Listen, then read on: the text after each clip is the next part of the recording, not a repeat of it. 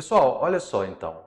A gente passa então pela fase pré-científica, que tem como foco o delito, dentro do que a gente chama de escola clássica, não é isso? Então, a ideia aqui é repensar o sistema penal, repensar o sistema processual, afastar o sistema, a inquisição, as penas cruéis, pensar o delito como algo diferente do pecado, pensar o delito como algo pertencente ao direito, como um ente do direito, ou seja, como um ente jurídico, né? Então, essa foi a preocupação da chamada escola clássica. Essa foi a preocupação da escola clássica. Mas, posteriormente, então, surge uma escola chamada escola positiva, ou positivismo jurídico, ou como querem alguns, escola italiana, que passa a focar no delinquente, entender a criminalidade a partir do delinquente. E aqui então nasce os estudos da escola chamada escola positiva italiana, tá bom? Então, só para você lembrar aí, olha só, a criminologia positivista, ou chamada escola positiva italiana, ou simplesmente, como cai em prova, escola positiva. Então, só lembrando aqui uma coisa importante, tá? A gente está falando de uma fase científica, não mais pré-científica. Por que, Lúcio, se diz uma fase científica? É uma fase científica porque aqui passa a se adotar o método científico. Método científico. A explicação da natureza e das coisas através de um método científico. Ok? O foco, como eu disse, é o delinquente, entender a criminalidade a partir do delinquente. Essa abordagem começa a partir do século XIX e a base, a ideia é o que a gente chama de determinismo, ou seja, busca-se a etiologia. Luz, que louco, que palavra é essa? Etiologia significa buscar as causas das coisas. Qual é a causa do crime? O que leva uma pessoa a cometer um crime? Bom, lembrem-se o seguinte, meus amigos, que para a teoria clássica, lembre-se aqui, para a teoria clássica, o que leva o homem a cometer o crime é o livre arbítrio. Ele é livre. E ele, através de uma ideia que eles chamam de utilitarismo significa o ser humano sempre faz aquilo, ele sempre pratica algo com base na seguinte ideia: aquilo vai ser melhor para mim ou não? Vai ser mais prazeroso ou menos prazeroso? Vai ser mais proveitoso ou menos proveitoso? Essa é a ideia da teoria clássica. Então a teoria clássica tinha essa ideia do livre-arbítrio através do utilitarismo. Já a escola positivista, a escola positiva, ela entendia que a causa do crime era uma determinação. O homem já nascia com uma determinação, ou seja, ele já nascia designado biologicamente, determinação para a prática do crime. É isso que se estuda então na chamada escola positiva.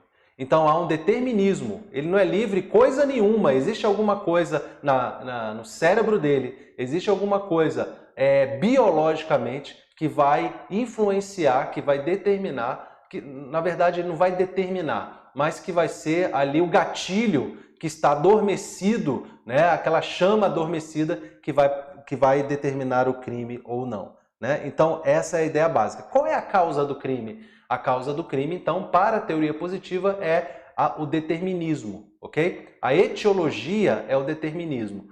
Para a escola clássica, a etiologia do crime, ou seja, a causa do crime, é basicamente o livre-arbítrio. A pessoa é livre para cometer o crime e ele decide, porque às vezes não teve um impulso contrário o suficiente, né? E por isso que na escola clássica a pena ela tem que ser um exemplo, né? Por isso que se fala da coação psicológica de Feuerbach, como nós estudamos.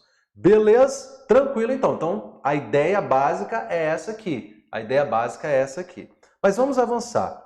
As ideias iniciais que fundamentaram a chamada teoria positiva. Antes mesmo da teoria positiva, deixa eu falar aqui para vocês aqui, olha. Quando a gente estava na escola clássica, quando a gente estava estudando na escola clássica, o que a gente tinha aqui na escola clássica?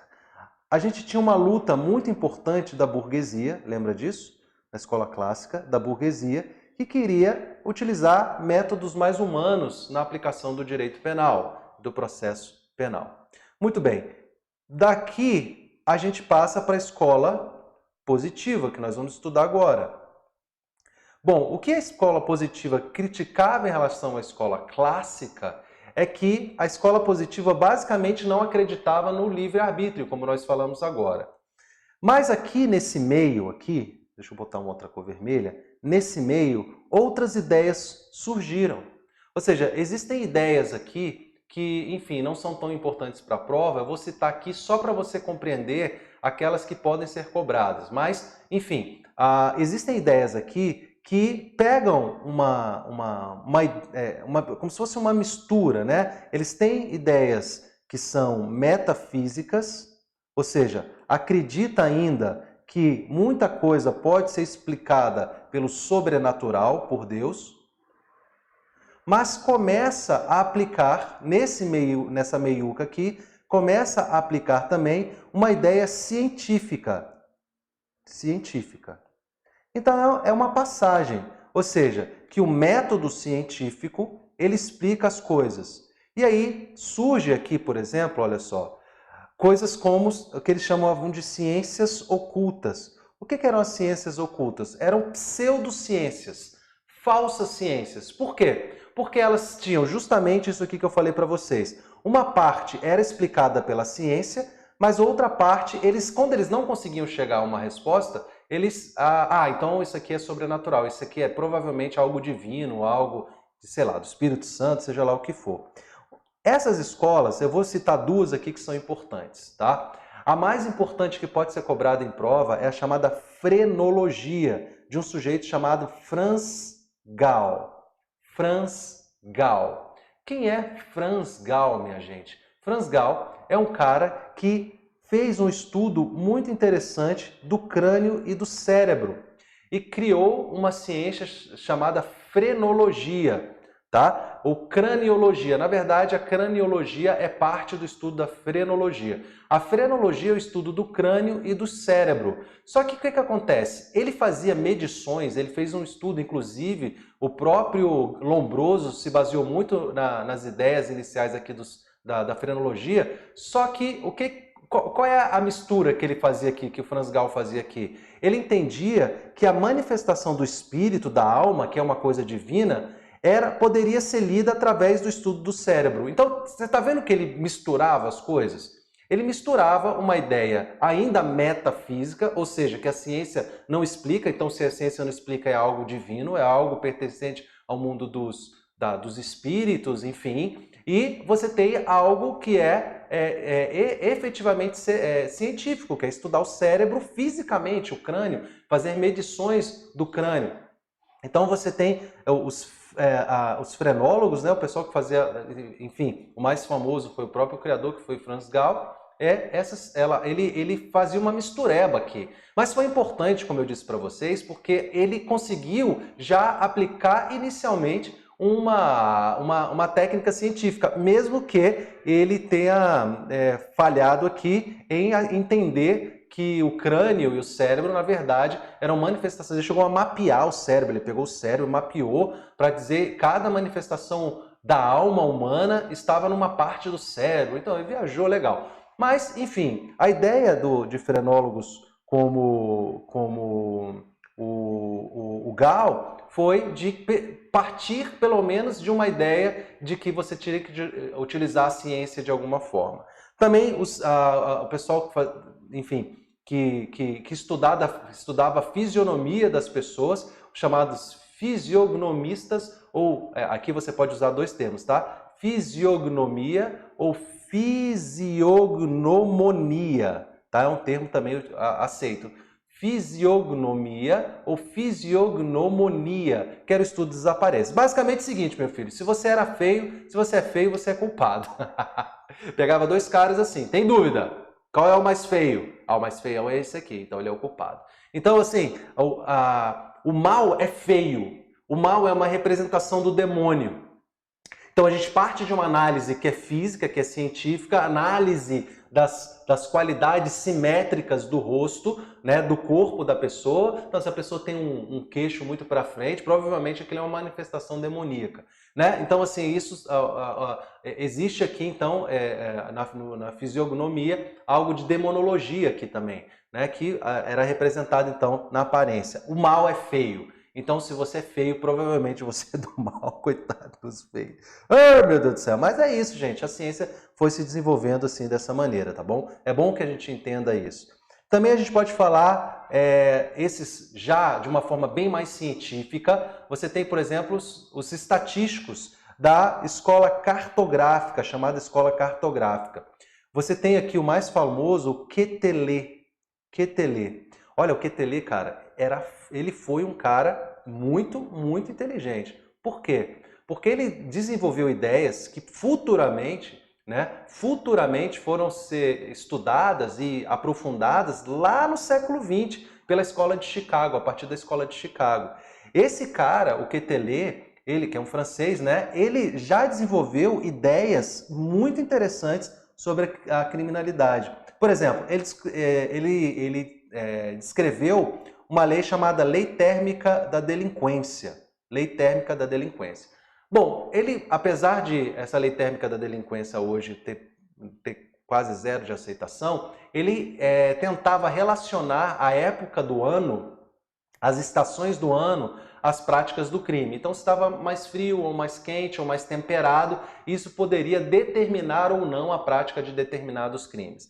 É claro que, e aí talvez o erro dele foi ter acreditado que isso influenciava de alguma forma fisicamente ou psicologicamente o ser humano. Mas na verdade se descobre hoje que isso tem outras explicações, né? Então, por exemplo, quando está muito frio, tem menos pessoas na rua, você vai ter menos crimes contra o patrimônio, isso é normal. Você vai ter menos roubos se você tem menos pessoas na rua, né? Então, assim, enfim, outras explicações, mas essa lei térmica da delinquência já foi uma abordagem mais científica sobre o estudo do crime. Ele já falava, olha só, o Quetelet, ele já falava lá no século XVIII em cifras negras.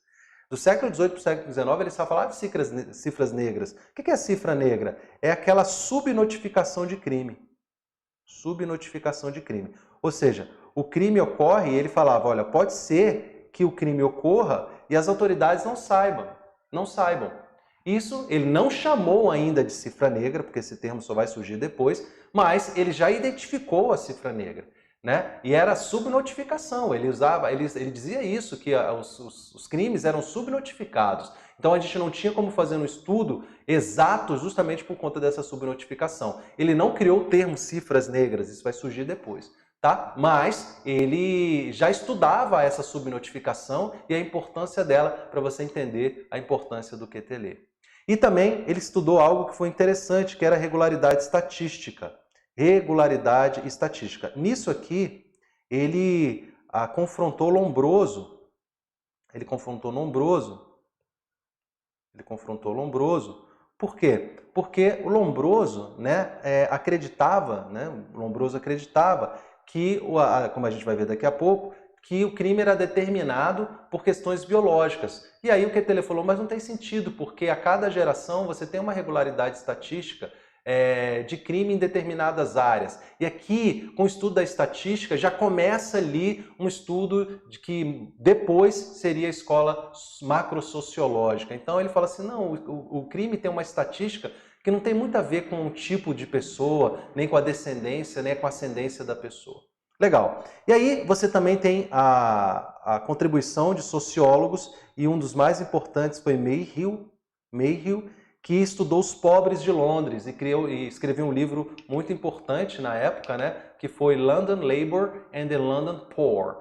London Labour and the London Poor, que é o labor londrino, né, o trabalho londrino e os pobres londrinos, ok? E então, sim, você tem várias pessoas que foram construindo e discutindo a questão da criminalidade. Só para não achar que há um salto entre a escola clássica e a escola positiva, que as outras pessoas não discutiam isso. Tinha um cara, por exemplo, que era uma espécie de um frenologista também, que era um cara chamado lá na França, que eles vão chamar de Escola de Lyon, mas não precisa anotar isso, que é um cara chamado Lacassagne, que era um francês, que ele era um frenologista, eu posso dizer que ele era um frenologista, mas ele discordava bastante de Lombroso e ele começou sendo um seguidor de Lombroso. Eu não sei se Lacassagne está escrito, acho que não tem esse H aqui, né? Acho que é direto aqui, Lacassagne.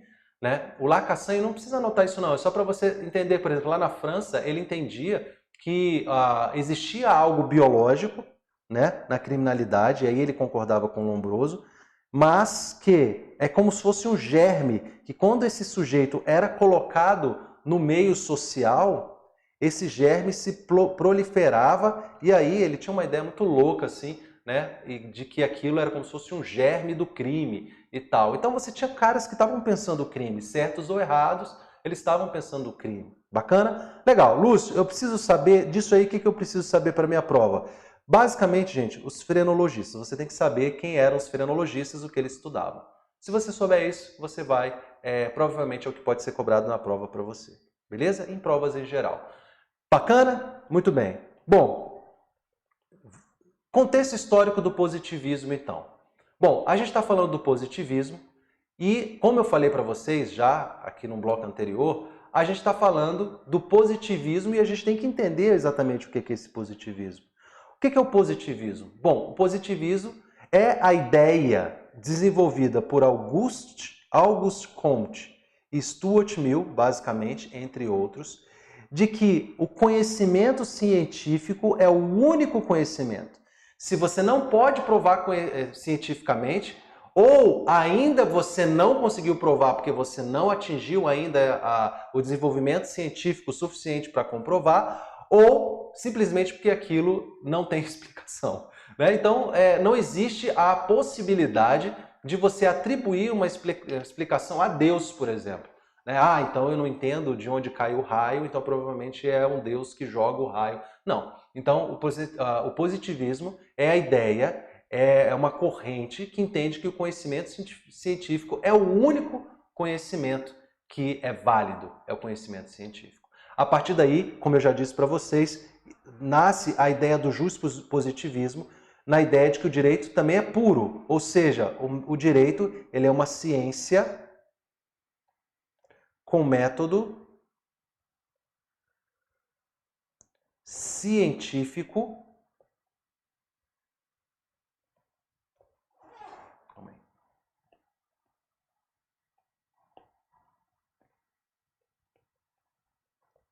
próprio. Ok? Então, nasce aqui também, depois, posteriormente, a ideia do positivismo, que não é bem exatamente a do positivismo, porque quando a gente está falando do positivismo, geralmente essas ideias aqui elas são aplicadas às chamadas ciências duras, né? Lúcio, o que são as ciências duras? São as ciências derivadas da matemática, né? Física, química, não é isso? A ciência chamada ciências duras. Muito bem. Quando a gente está falando da escola positiva italiana, ou simplesmente escola positiva, a gente trabalha com 3 fases. Na verdade, a doutrina trabalha com 3 fases e você tem que se lembrar delas para a sua prova, tá? Uma primeira fase chamada de antropológica ou de antropologia criminal, em que o expoente é Cesare Lombroso, ok? Ezequia Marco Lombroso, que depois mudou o nome, né, para Cesare Lombroso. Na verdade, acho que ele publicou os livros com o nome de Cesare Lombroso. E segunda fase é a sociologia criminal de Ferri, Lombroso, Ferri e Garofalo ou Garófalo, tá? Que é a terceira fase, que é a fase chamada fase jurídica, onde ocorre a sistematização dessa escola positiva italiana. Então, a escola positiva italiana, a ideia é questionar os posicionamentos da escola clássica e buscar uma causa para o crime. Lembra que eu falei para vocês? Etiologia significa o estudo das causas, não é isso? Buscar as causas para para essa escola, a causa do crime não é o livre-arbítrio. Não é o livre-arbítrio. Existe algo que determina o crime já quando a pessoa nasce. E isso é o que eles chamam de determinismo.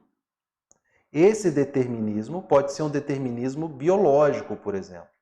E é isso que nós vamos estudar aqui. Ou seja, as pessoas estão determinadas, determinadas pessoas nascem já com a propensão física, biológica para a prática do crime. Interessante aqui. Então, essa escola positiva italiana, ela vem com essa contribuição. Lúcio, essa escola é importante? Ela é importante porque a partir da escola positiva italiana só interessa um tipo de estudo, o estudo científico. É tanto que eles utilizam o estudo científico, a mesma técnica científica que é aplicada por um biólogo, por um físico, por um químico, seja lá qual for. Por isso que nesse começo estuda-se o crime como algo biológico, né? Como se eu estivesse estudando uma planta. Não é isso? Quando o Lombroso abre, tem aquele monte de crânio que ele estuda, né? Quando ele estuda ali a criminal stigmata, ou seja, existe uma estigmata, existe algo na evolução do homem que ficou ali desde do seu tronco de desenvolvimento, segundo uma ideia darwiniana, e aquilo, quando o homem foi se desenvolvendo, alguns homens se desenvolveram menos, ou tem traços que são primitivos, o que ele chamava de atavismo, tá bom? Daqui a pouquinho a gente vai ver isso legal. Bom, vamos lá então, a antropologia criminal, primeira fase, que é a primeira fase justamente da escola positiva italiana. O expoente aí, Cesare Lombroso, que na verdade o nome dele era Ezechia Marco Lombroso, tá? Esse era o nome dele, mas na sua prova, Cesare Lombroso. A obra que você vai ter que se lembrar, L'Uomo Delinquente, O Homem Delinquente, de 1876, né? Ele busca as causas do delito e para ele as causas do delito, como nós vamos ver, é uma causa biológica, basicamente, né? Ele acredita numa ideia de atavismo. O atavismo, como nós vamos ver, é uma ideia de que existem traços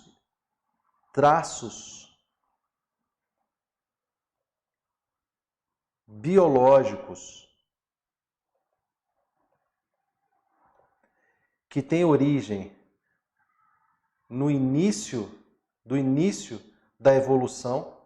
Então, alguns homens, eles têm algum caráter animalesco que foi ficando biologicamente no seu corpo, como se hoje, se a gente fosse falar, né? Naquela época não se falava disso, mas como se ficasse no DNA, é claro que o Lombroso nem sabia o que era DNA, mas é como se ficasse ali no DNA daquela pessoa algum traço biológico, né? Algum traço biológico que levasse a uma prática animalesca. Então, o crime é o que eles chamavam de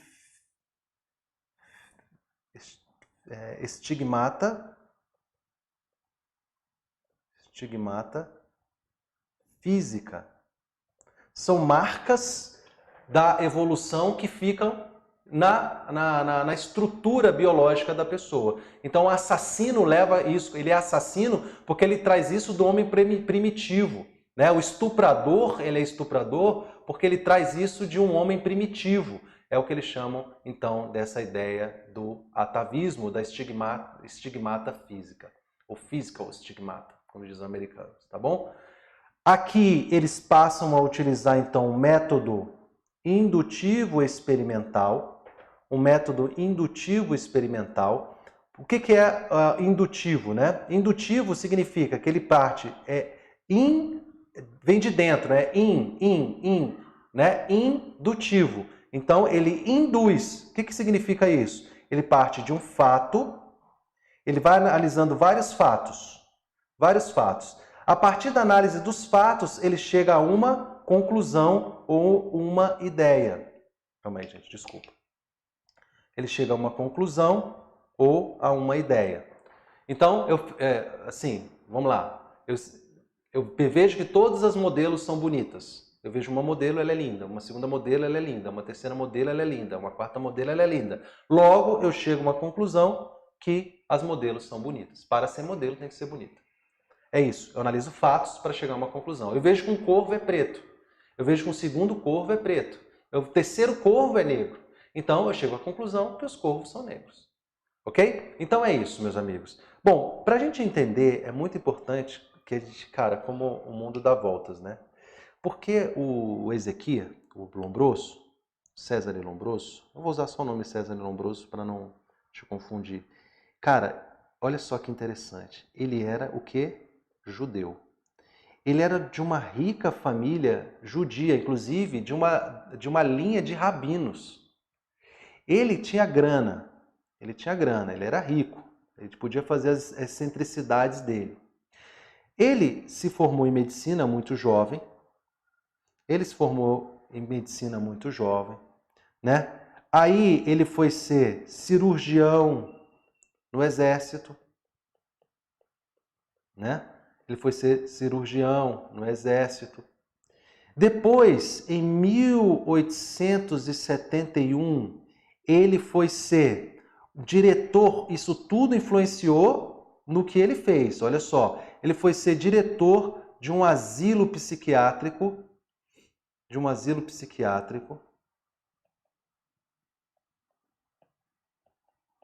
Ele foi ser diretor de um asilo psiquiátrico lá num lugar chamado Pesaro, na Itália. E aí ele foi professor, inclusive ele foi professor de vários expoentes daquela época, do próprio Garófalo, do próprio Ferri, ele foi professor dos dois. Ele foi professor de medicina forense e também uma parte da medicina que era muito importante na época, que era professor de higiene, né? Higienismo, que eles falam, né? Enfim, professor de medicina forense em Toronto, lá por volta de 1878, por aí. Ok? Legal.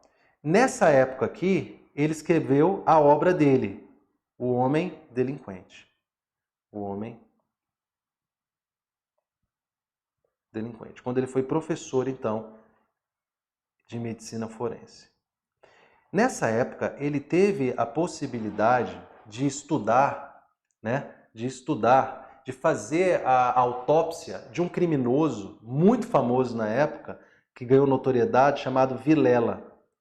Ele fez a autópsia desse cara e descobriu que no osso occipital, que é aqui na nuca, existia uma alteração, algo diferente, que ele entendeu que era algo primata. Ou seja, aquele cara tinha no seu crânio uma característica de um primata.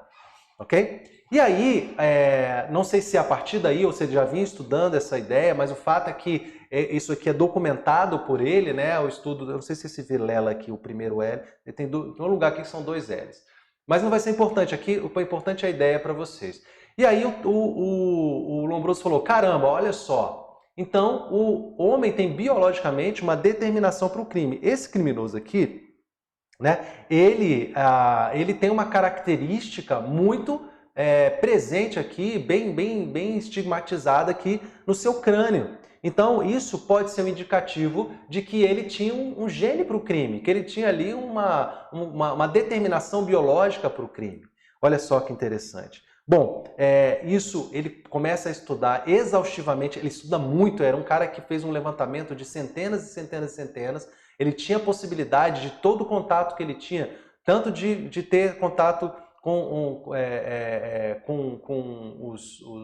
as pessoas com problemas psiquiátricos, né, como diretor de um asilo, como professor de medicina forense e assim trabalhando em várias e várias autópsias, né, ele teve essa possibilidade de trabalhar principalmente com pessoas na época do sistema penitenciário. Ele fez uma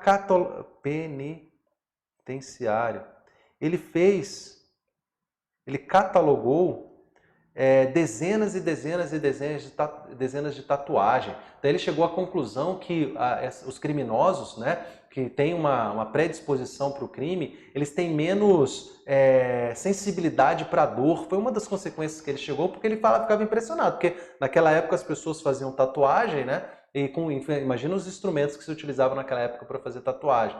Então aquilo, as pessoas, enfim, aqueles caras deviam ter uma sensibilidade menor para dor, para aguentar aquilo e gostar, né? Então ele chegou a conclusões como essa, que existiam então seres que eram evoluídos e seres que eram menos evoluídos. Isso foi, cara, como é que o feitiço vira contra o feiticeiro, né? Só rapidinho aqui para te contar uma historinha. Os discípulos dele, que nós vamos estudar, foram quem? Ferri e Garofalo, ou Garófalo. Esses caras desenvolveram a ideia de Lombroso. Na verdade, eles escreviam juntos, eles escreviam até para um jornal juntos, porque o que acontece? O Lombroso, ele morreu por volta de 1800, o Lombroso morreu por volta de 1835, eu acho. Enfim, mas Ferri e Garófalo, por ocasião da Primeira Guerra Mundial, eles contribuem para quem? Para o fascismo. Olha só, as ideias de Lombroso, que eram... O Lombroso chegou a escrever, ele escreveu um livro chamado O Homem de Cor e o Homem Branco. Ele escreveu, cara extremamente racista, né? Ele acreditava que o negro era um ser humano menor ou menos desenvolvido que um homem branco. Ele acreditava e escreveu sobre isso. E aí, olha só, as suas ideias foram utilizadas justamente para perseguir quem? Os judeus. Os judeus. Foi o pecado que ele praticou, talvez tenha sido essa forma de ser punido por esse pecado, né? Mas, enfim, é interessante a gente entender isso. Então, para Lombroso, o crime tem um caráter multifatorial, tá? Multifator. Existem várias coisas que podem levar ao crime. A principal delas é o atavismo, que é o critério biológico, como eu falei para vocês. Uma pessoa traz consigo uma falha no desenvolvimento e traz consigo, então, características dos símios, características dos macacos, características dos animais. Uma epilepsia, que é a questão mental, e ele sabia porque ele era um estudioso disso, então, o desenvolvimento mental, né? Uma epilepsia lá, porque a epilepsia não deixa de ser uma forma de doença mental, e a loucura moral, né? Que é uma questão realmente de falha de caráter. Ele acreditava nisso aqui também. Então é errado dizer, gente, que o Lombroso acreditava que todos os crimes eram advindos de um critério biológico. Na verdade, ele fez até uma classificação de crime, que ele dizia assim, olha, existem os crimes natos, os criminosos natos, esse aqui praticam o crime por critérios biológicos, não é isso? Existem os loucos, existem aqueles que fazem o crime por paixão e por ocasião. Então, ele não entendia que todos os criminosos eram criminosos natos. Não, ele não disse isso. Ele dizia que existia uma categoria de criminosos e essa categoria era representada principalmente pelas carreiras criminais, aqueles criminosos mais sádicos, aqueles caras que praticavam crimes em série, aqueles caras que praticavam homicídios, estupros e tudo mais, que esses caras, eles tinham um estigma físico, estigmata física, né? E que determinava para o crime. Esses eram os criminosos natos. Mas é errado dizer que o Lombroso acreditava que somente os criminosos natos praticavam crime. Posteriormente, até, né, ele casou-se, né? Ele teve 5 filhos, acho que tem uma filha que chama Gina, do Lombroso. E ela se casou com um cara, e esse cara era um estudioso também, né? E esse cara acabou convencendo o sogro, o Lombroso, que existia também algum determinismo social na prática do crime. Lá na frente o Lombroso vai falar sobre isso, mas a ideia básica do Lombroso é essa aí. Bacana? Muito bem. Bom, existe algo chamado segunda fase do positivismo, que é chamada sociologia criminal, e o maior exponente vai ser Enrico Ferri. Ok? Bom, muito interessante aqui estudar o Ferri, porque ele escreve uma obra muito importante chamada Sociologia Criminal, em 1892, e ele chega a algumas ideias. O Ferri era um advogado, era um professor, foi aluno do Lombroso, foi um político muito importante na Itália, ele foi um aluno de medicina legal, né, do Lombroso, né? Inclusive, o Ferri e o Garofalo, né, escreviam com o Lombroso uma revista, né, Arquivo de Psiquiatria, Ciências Criminais e Antropologia. Eles escreviam um crime onde eles descreviam ali as suas ideias positivistas sobre o crime, né? Então, bom, o problema dele é que depois ele virou fascista, como eu falei para vocês, mas ele descreveu uma ideia bastante interessante em relação ao crime, que ele chamou de teoria dos motivos, que ele determinava as causas do crime. Teoria dos motivos. Então, ele contribuiu dizendo o seguinte, que a causa do crime seria uma anormalidade congênita, a própria ideia do criminoso nato, né, do determinismo biológico, mas também poderia causar o crime uma anormalidade social, ou seja, uma normalidade que não nascia com o sujeito, mas do meio em que ele habitava, ok? E também do ambiente físico, né, onde ele estava. Então, tanto você está falando de uma ideia mais macro, mais ampla da sociedade em que ele vivia e do ambiente físico mesmo, as condições humanas que ele sobrevivia. Então, tudo isso, as condições.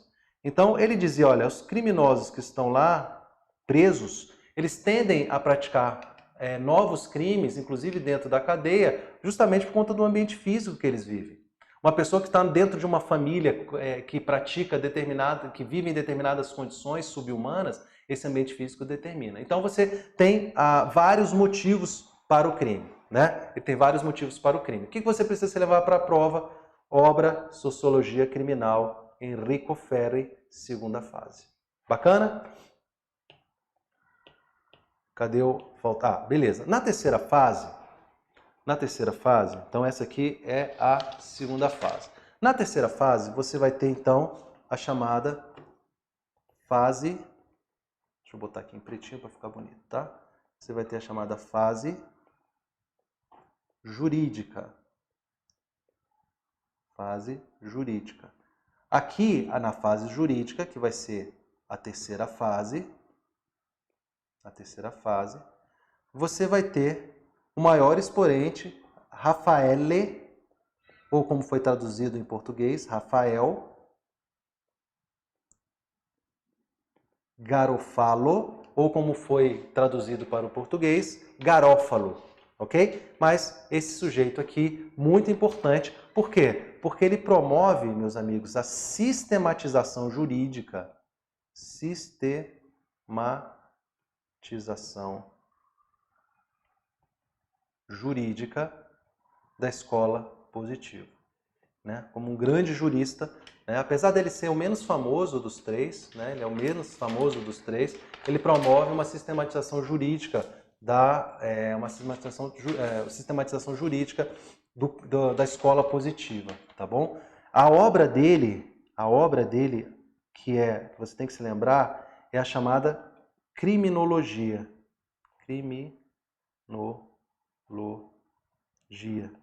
De 1885, tá? Criminologia. Inclusive, uma questão de prova que é bastante cobrada é que se foi o Garófalo que inventou esse termo. Existem discussões, mas para a sua prova, quem primeiro utilizou esse termo foi um antropólogo francês chamado Paul Topinard, que inclusive era um frenólogo também, tá? Paul Topinard. Ele foi o primeiro a usar o termo, 2 anos antes, tá? Mas em prova, não foi o Garofalo que utilizou o primeiro. O primeiro teria sido Paul Topinard, que era um antropólogo francês que estudava, na verdade era um frenologista, tá? Então na sua prova, ele não inventa, o Garofalo, ele não inventa o crime, o termo criminologia. Para a sua prova é isso. Agora, eu já vi em manuais que há discordância em relação a isso aqui. Isso aqui não é muito certo não, tá? Porque a obra do Garofalo foi publicada em 1885, mas ele vinha escrevendo bem antes, né? E, enfim, então existe aqui uma discussão a esse respeito. E acaba que os caras copiavam os outros, né? Então, enfim, mas ficou assim para sua prova. Paul Topinard foi o primeiro a usar o termo. É esse que você tem que levar para sua prova. Beleza? É isso que você tem que levar para sua prova. Legal? Então, algumas ideias importantes aí sobre o Rafael Garofalo, né, que durante a sua vida aí, né, depois ele acabou sendo, olha só que interessante, né, ele acabou sendo um sujeito que se alimentou ali das ideias de Lombroso, né? E ele, Ferri e Lombroso, chegaram a escrever juntos, eles tinham uma revista em que eles escreviam e colocavam as ideias deles, né? Enfim, eles reafirmavam. Posteriormente, Ferri e Garofalo acabaram contribuindo para o regime fascista, né? Então, tudo isso é importante. Em relação ao Rafael Garofalo, ao Garofalo, como queiram, então você tem a importância chamada fase jurídica, porque ele gerou a sistematização jurídica, né, da escola positiva, ou seja, ele documentou isso juridicamente.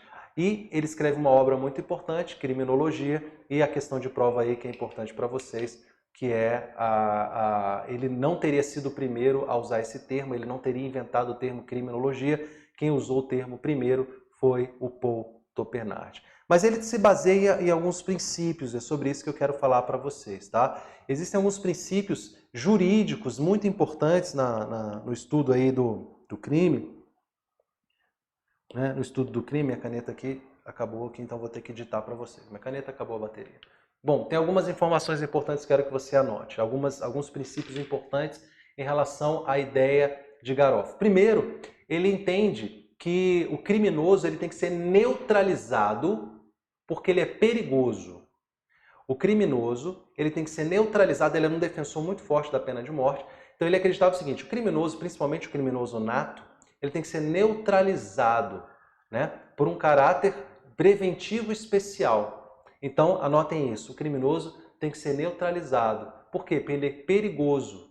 Então, é a ideia da periculosidade, ele tem que ser neutralizado, ele é perigoso. Essa ideia da periculosidade, ela foi se desenvolvendo ao longo do tempo e no nosso Código Penal, ela entrou, a periculosidade é fundamento da medida de segurança hoje, né? A periculosidade. Então, ele desenvolve a ideia de periculosidade naquela época como uma forma de neutralização. Esse cara, ele pensava o seguinte, existe uma evolução natural, né? na ideia de Darwin. Esses caras todos eram se alimentavam das ideias darwinianas, né? Então existe uma seleção natural, existe uma evolução natural do homem.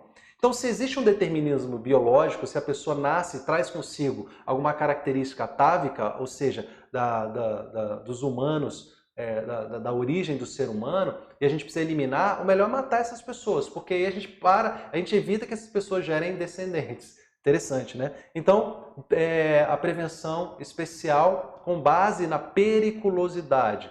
Periculosidade, prevenção especial. O que é prevenção especial? É atingir diretamente o criminoso. Não interessa a sociedade, eu não quero dar um exemplo para a sociedade, não, eu quero neutralizar aquele cara.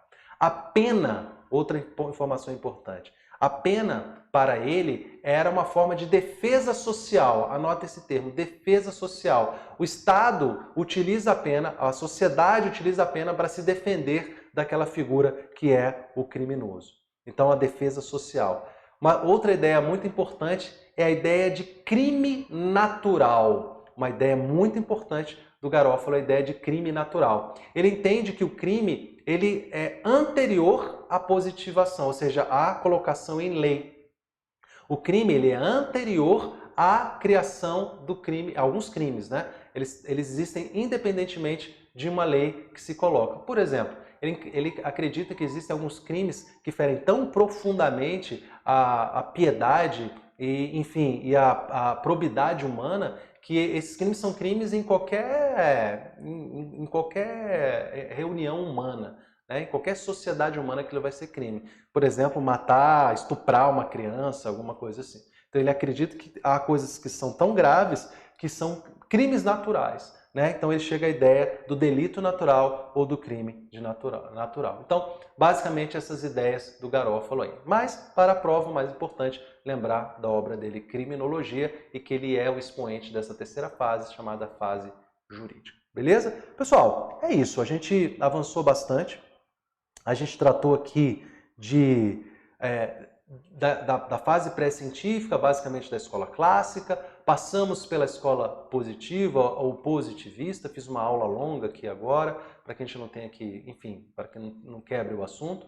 E tá aí, são essas informações importantes para vocês. Eu quero que vocês apreendam isso, que vocês anotem tudo isso e que vocês levem isso para a sua prova. Essas informações que eu estou trazendo para vocês aqui, vocês estão vendo que eu tento dar uma contextualização, falar um pouco dos autores, para a gente ir um pouco além do que geralmente se ensina aí, tá bom? Espero ter deixado o recado. Não deixe de colocar aqui a sua opinião, a sua dúvida, o seu debate, concorda, discorda de alguma coisa que eu falei aqui, só colocar aqui nos comentários que a gente vai seguindo junto, beleza? É isso aí, a gente se encontra na próxima aula. Tchau!